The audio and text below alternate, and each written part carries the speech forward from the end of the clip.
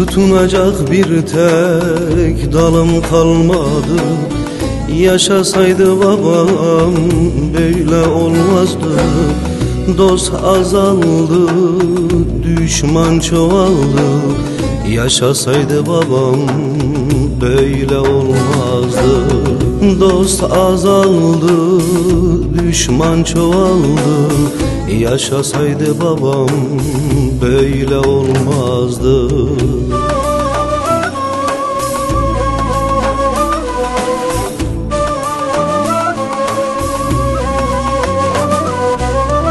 Bir gün halimizi soran olmadı. Çok yoksulluk çektik bilen olmadı.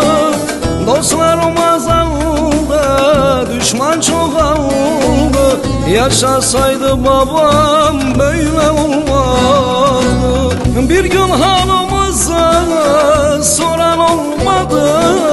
Çok yoksulluk çektik bilen olmadı. Dostlarım azaldı, düşman çoğaldı. Yaşasaydı babam böyle olmazdı.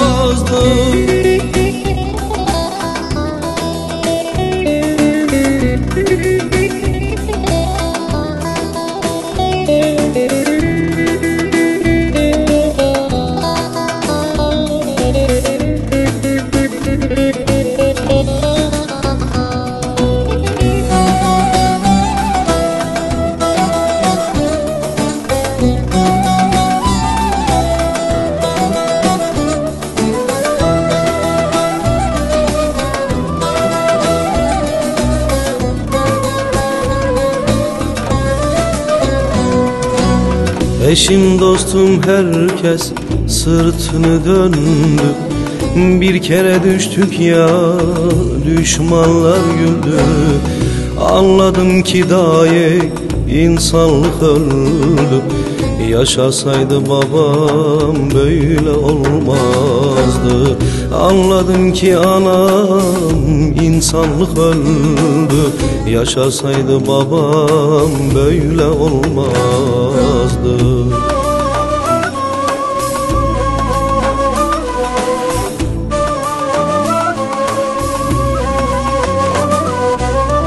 Bir gün halimizi soran olmadı. Çok yoksulluk çektik bilen olmadı. Dostlarım azaldı, düşman çoğaldı. Yaşasaydı babam böyle olmazdı. Bir gün halımızı soran olmadı. Çok yoksulluk çektik bilen olmadı. Dostlarım azaldı, düşman çoğaldı. Yaşasaydı babam böyle